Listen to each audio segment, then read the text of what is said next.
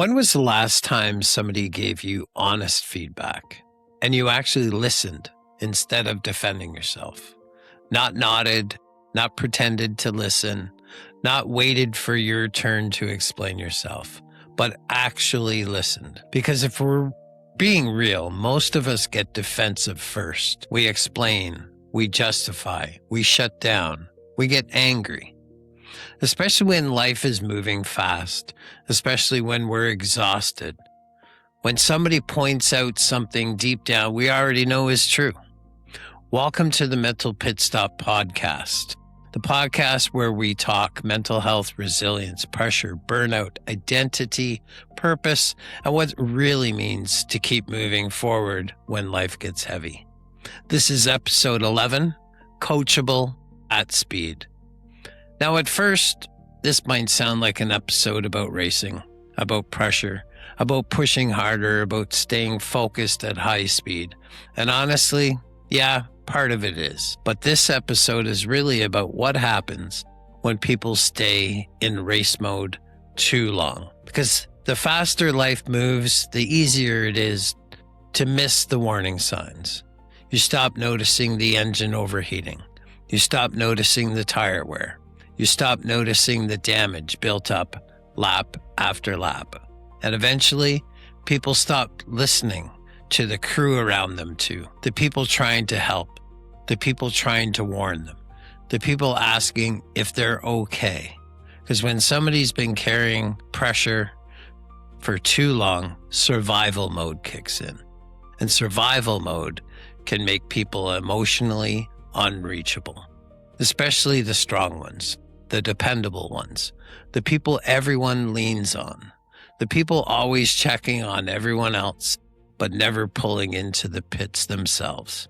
And honestly, that's dangerous because even the best drivers in the world still need spotters, still need telemetry, still need a pit strategy, and we still need a crew chief willing to say, bring the car in. And this actually brings me back to episode 2, the pit crew, finding support that lasts. Because there's no point in having a pit crew if we never listen to them. If every warning sign gets ignored, if every concern gets brushed off, if every check-in gets answered with, I'm fine. A real pit crew only works when trust exists both ways, mentally and emotionally. And so do we. Part 1, Operation Don't Race Alone. And honestly, this episode hits a little different after Operation Don't Race Alone. Before some of the live streams, I pinned a question in the chat. And the question was, what's one thing your mind has been carrying lately that people probably don't see? I honestly didn't know if anybody would actually participate and answer.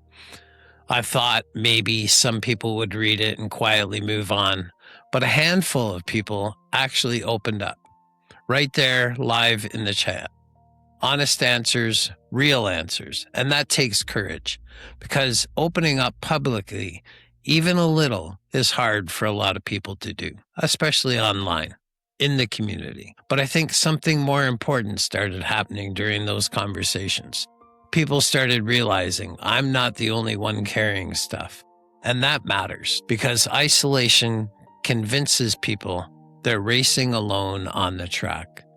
But honest conversations reminds people there's actually a crew on the radio beside them. This isn't just something that happened during the event. I've seen it recently more in the Discord community. On our weekly basis during our buddy check conversations, people start talking more about what they're currently carrying. Stress, burnout, mental health struggles, family pressures, loneliness, depression, life stuff people normally hide under the helmet. And one thing I keep seeing over and over again, people saying they don't think they could have gotten through certain moments without this community. And that says a lot. Because sometimes people don't need perfect answers. Sometimes they just need to know somebody is still on the other end of the headset listening. Somebody cares. somebody sees them, and yes, before anybody says it, we will not talk about my server issues and getting kicked out of the lobby during Operation Don't Race Alone. I hated having to end the event early due to my toothache. We'll just forget about that one. Because honestly, the bigger picture mattered more. The conversations mattered, the people mattered, and the community mattered. And throughout Operation Don't Race Alone, the pit crew stood tall. People showed up for everyone, supported each other, encouraged each other, and together the community raised $569 for Homes for Heroes in the UK, Canada, and the US. That's amazing. That's incredible. And I'm so proud. Not because it was about the money, because it showed that what can happen when people stop racing only for themselves and start supporting the entire team around them. That's the real community. That's real support. And honestly, the pit crew is growing, not just in numbers, but in connections, in trust, and in the bigger purpose. I truly believe bigger and more powerful things are coming our way. Because right now, people are hungry for real connection, not fake perfection, not pretending everything's okay while the dashboard lights are flashing red. Real conversations, real support, real people. And I think Operation Don't Race Alone reminded a lot of people that strength is not pretending your car never takes damage. Strength is being willing to key the radio and say, yeah, I'm struggling right now, and allowing other people to stand beside you while you work through it. Part 2. The danger of always driving alone. One of the biggest lies people start believing after enough hardship is this: if I can survive alone, then I don't need anyone. And listen, there's a difference between being capable and being isolated. Being able to handle things alone is healthy. Being isolated slowly changes you. Because when nobody can challenge you anymore, you stop growing.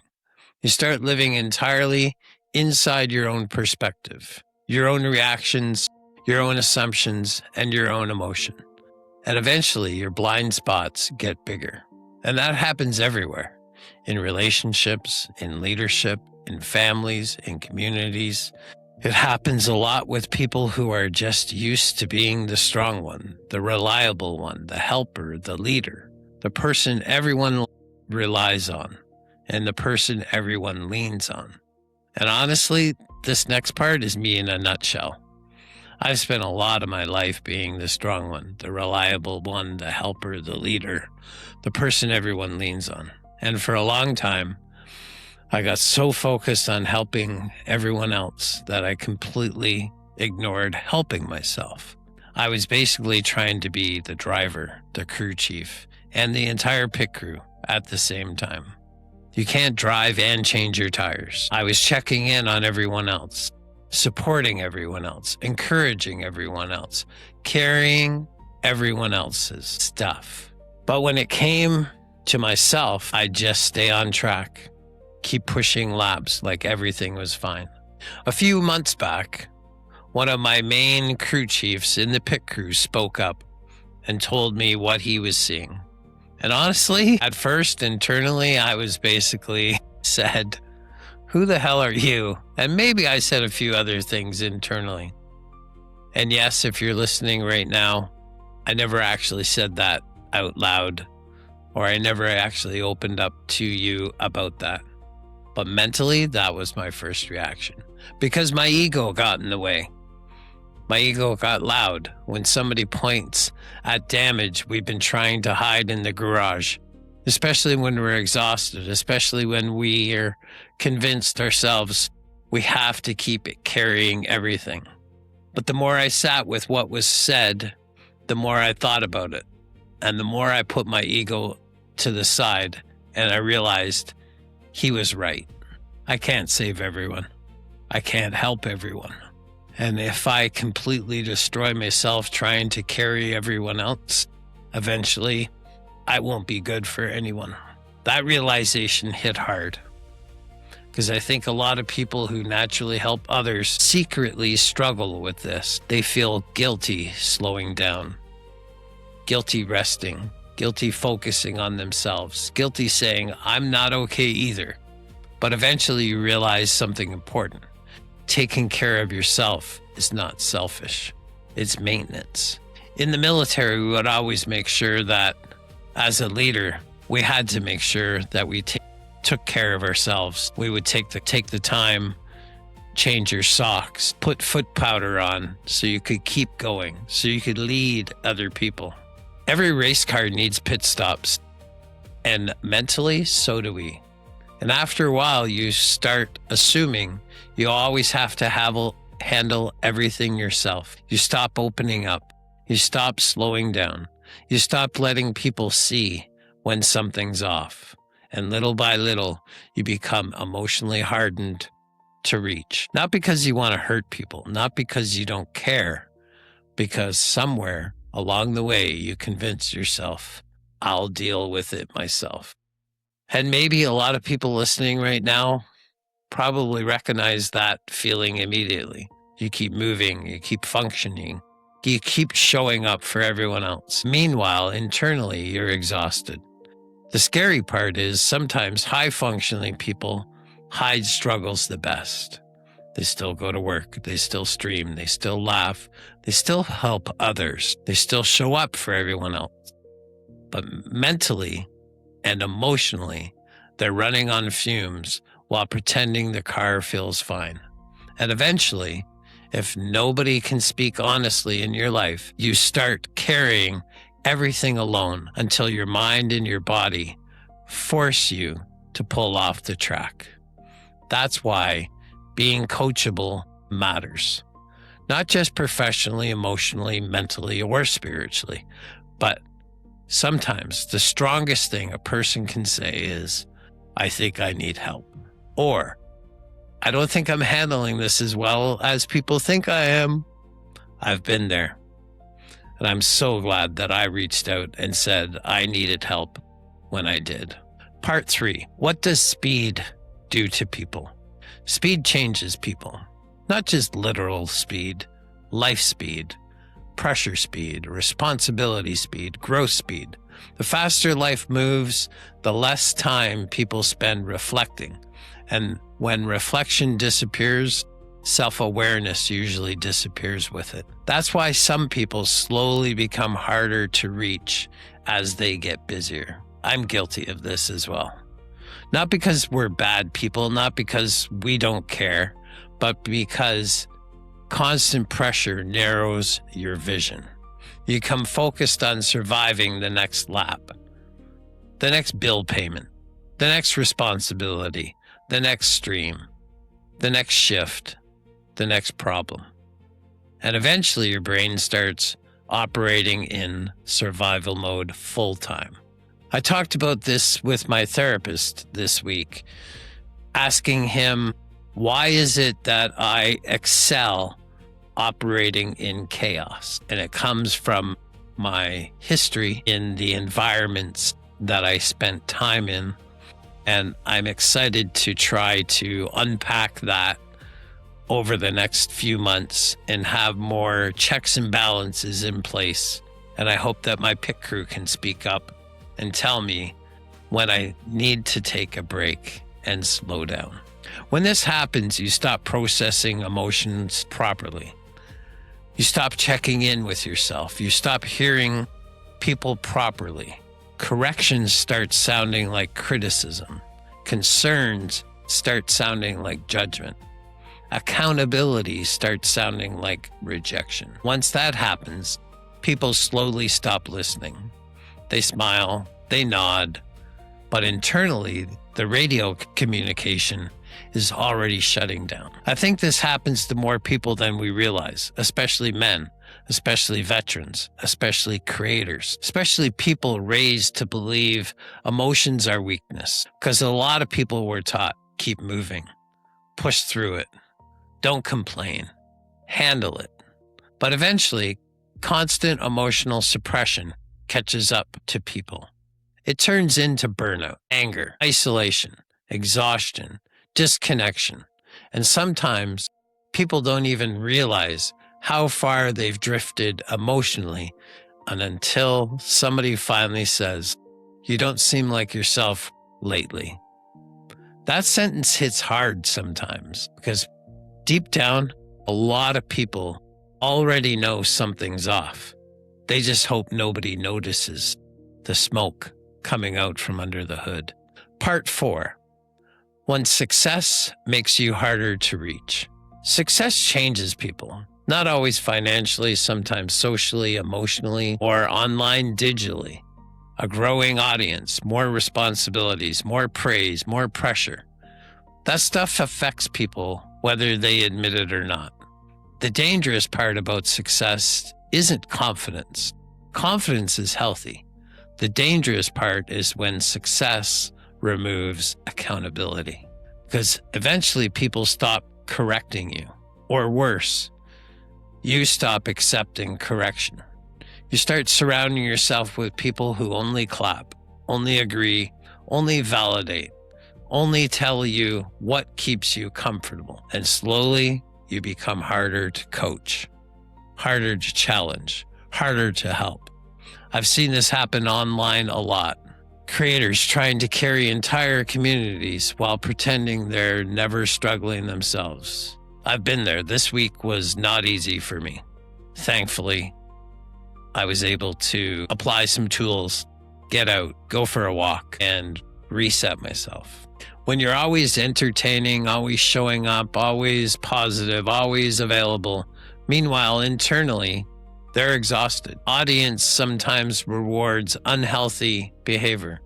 No days off, keep grinding, never stop. Meanwhile, the person behind the screen is mentally draining themselves, trying to hold everything together lap after lap. And nobody around you feels safe enough to say you need to rest. You're carrying too much. You don't seem okay. Then eventually you can crash while still looking successful. That's real. That's part of the reason I didn't stream this week. I felt I needed to reset.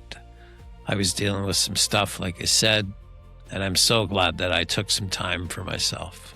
The truth is, almost anybody can stay coachable when life is calm. The real challenge is staying coachable at speed. When life gets loud, when pressure builds, when emotions are heavy, when responsibilities piled up, when exhaustion kicks in, when your instinct is to shut down and just keep driving. That's when it matters most. That's when people need the community most. That's when honest conversations matter most. And that's when we have to remind ourselves, slowing down long enough to listen, to reflect, to ask for help doesn't make you weak. It keeps you from crashing. Before we wrap up today, I just want to say this clearly. As I've said many times, it's okay to say you're not okay. Seriously, you don't have to carry everything silently just because people see you as strong. Maybe this week when you ask a friend, a loved one, a family member, "How are you?" and they say, "I'm okay," I challenge you to ask it again. This has happened to me. How are you really doing? Sometimes people are just waiting for somebody to ask the question again. Every day, "Hey, how are you?" And it becomes automatic, "I'm okay." But if you actually ask that question in a meaningful way, "How are you doing?" Sometimes one extra sentence can open the door somebody desperately needed. Honestly, that's a part of what I hope this community keeps becoming. A place where people can take the helmet off for 1 minute. A place where people don't have to pretend all the time. A place where people realize they're not racing alone. Before I go, I also want to apologize a little for the frequency of these podcasts lately. Inside the Helmet with all of our amazing guests has taken more time than I expected. As the channel and the community grow, I'm still trying to figure out what direction feels best moving forward. More guest conversations, more episodes like this, a mixture of both. So if you've stayed long enough into this episode, let me know in the comments. Do you want more Inside the Helmet episodes with more guests in the community? More solo mental pit stop podcasts like this, or both? Because I really do read the feedback and I appreciate all of you more than you probably realize. The pit crew keeps growing, the conversations keep growing, and honestly, we're building something special together. This has been the Mental Pit Stop Podcast. Take care of yourself, check in on your people, and remember, even at high speed, stay coachable. Because the next episode, we're going to talk about the silent warning lights on the dash people ignore for way too long, the burnout, the emotional exhaustion, the hidden struggles people keep buried behind the helmet. Episode 12, Silent Warning Signs. And until next time, remember, it's okay to say you're not okay. Thanks for being here at the Mental Pit Stop, where racing meets real life. Every corner, every choice, every lap matters. We all face battles, worn tires and tight turns. And when we miss the apex, we don't quit. We adjust, reset, and line up for the next straight. This isn't about trophies or finishing first. It's about showing up, finding rhythm, and driving your own race. So buckle up, take a breath, and remember, it's okay to say you're not okay. Okay. We'll see you next lap.